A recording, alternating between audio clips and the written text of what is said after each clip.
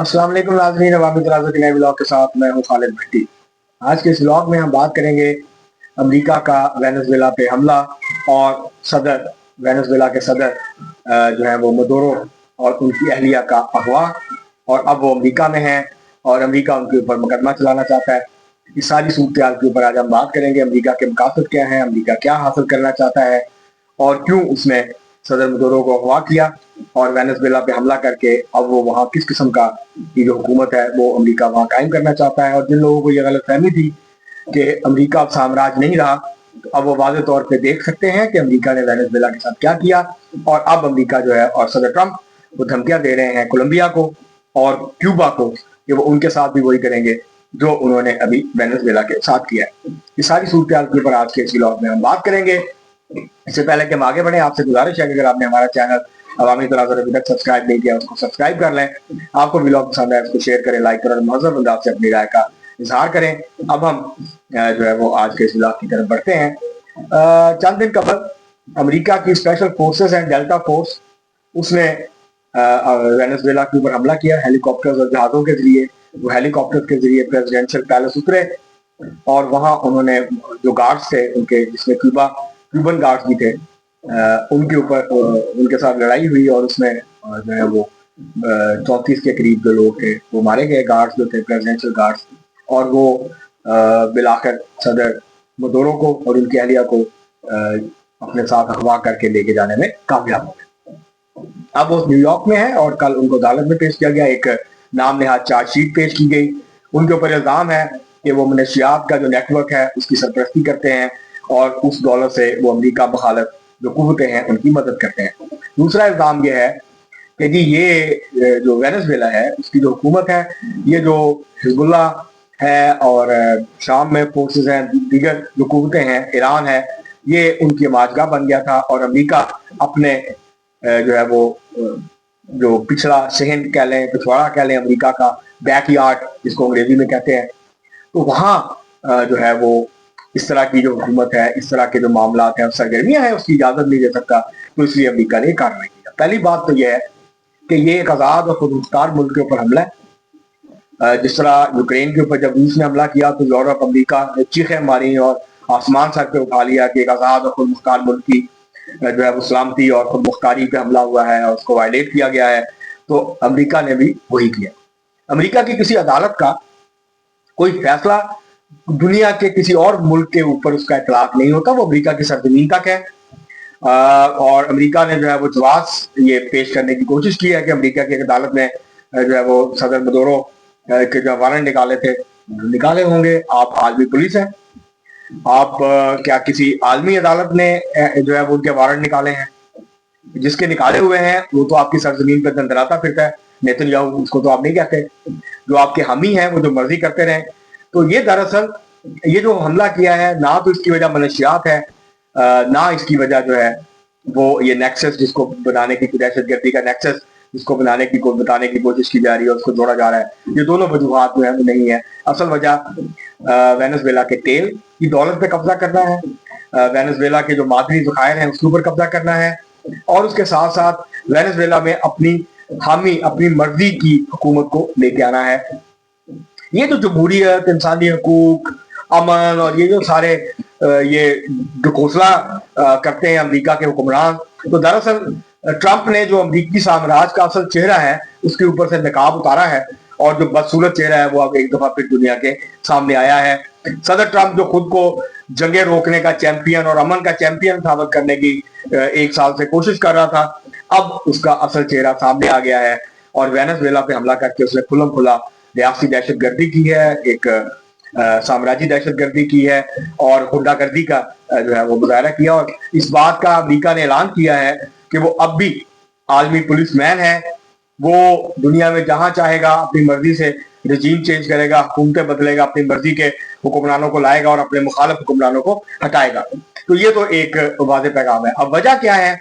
मौसमी वजह तो ये है कि दुनिया में सबसे ज्यादा तेल के ज़खायर जो है वो वेनेजुएला के पास है, जो प्रूवन है और उसकी इतनी साहियत नहीं है, वो बहुत बड़ी मकदार में तेल नहीं निकालता, लेकिन तेल उसके पास सऊदी अरेबिया से भी ज्यादा है, कनाडा से भी ज्यादा है, रूस से भी ज्यादा है, अमेरिका से भी ज्यादा है। تو عراق اور ایران سے بھی زیادہ اس کے پاس تیل ہے. یہ بات تو ثابت شدہ ہے, اور وہ امریکی کمپنیاں چاہتی ہیں کہ وینزویلا کا جو تیل ہے اس تک ان کی رسائی ہو, جو کہ نہ مدورو ان کو دے رہے تھے اور نہ ہی جو ہے اس سے پہلے آن جہانی صدر ہیں ہوگو شاویز وہ دے رہے تھے.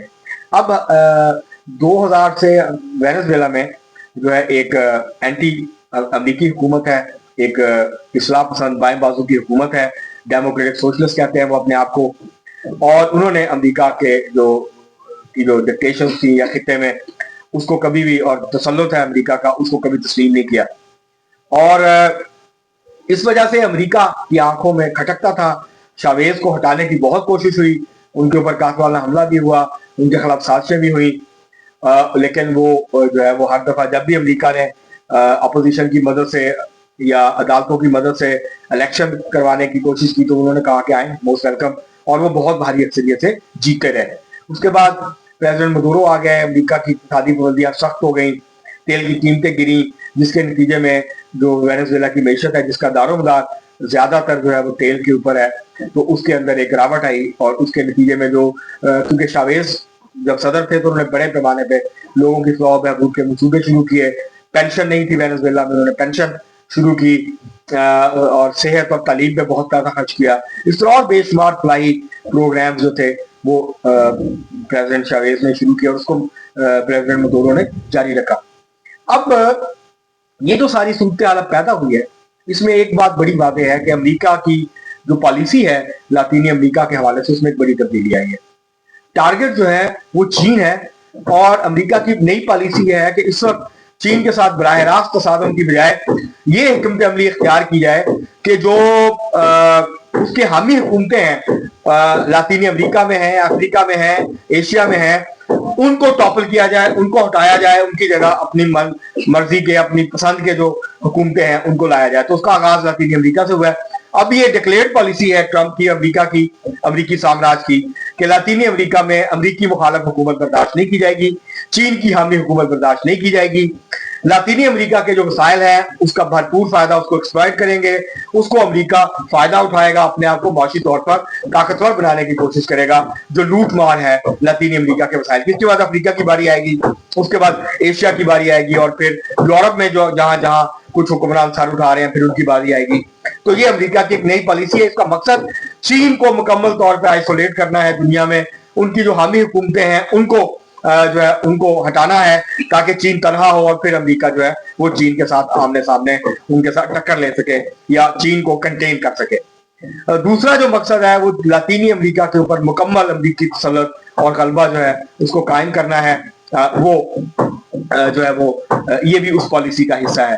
تو یہ جو کچھ کہا جا رہا ہے امریکہ کی طرف سے, نہ یہ انسانی حقوق کا معاملہ ہے, نہ یہ جمہوریت کا معاملہ ہے, نہ یہ الیکشن میں دھاندلی کا معاملہ ہے, بلکہ یہ سیدھا سیدھا جو ہے وہ امریکہ کے تسلط, امریکہ کے غلبے اور امریکی سامراج کی جو دنیا کے اوپر اپنی گرفت کو برقرار رکھنے کی جو کوشش ہے یہ اس کا حصہ ہے, یہ اس کے منصوبے کا حصہ ہے.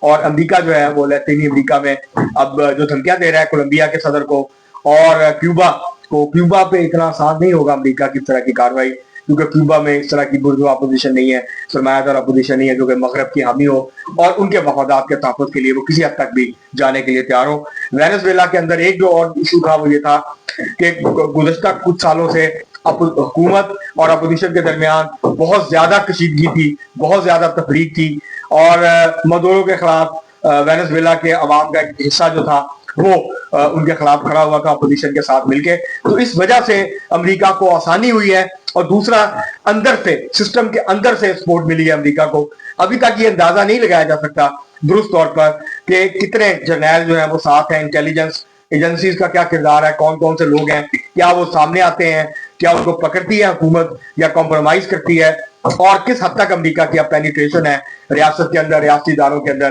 وینزویلا میں. آنے والے کچھ دنوں میں اس بات کا صحیح طور پہ اندازہ ہوگا. لیکن اگر صدر ٹرمپ یہ اعلان کر رہے ہیں کہ جی ہم وینزویلا کو چلائیں گے, تو وہ کس طرح چلائیں گے؟ اس کا ایک ہی طریقہ ہے کہ وہ اپنی من مرضی کا کچھ شخص لا کے اس کو بٹھائیں اور اس کے ذریعے چلائیں, اور اس کے لیے وینزویلا کی فوج اور ریاست کا اس کے ساتھ کھڑا ہونا ضروری ہے. تو آنے والے دنوں میں اندازہ ہو سکے گا صحیح معنوں میں کہ وینزویلا اس وقت کہاں کھڑا ہے اور یہاں سے آگے کس طرف सफर तय करेगा। हम बाकी तफसीलात आपको आने वाले जो व्लॉग्स हैं उसके अंदर आपके सामने इसके हवाले से रखते रहेंगे। अब तक के लिए इतना ही, बहुत शुक्रिया।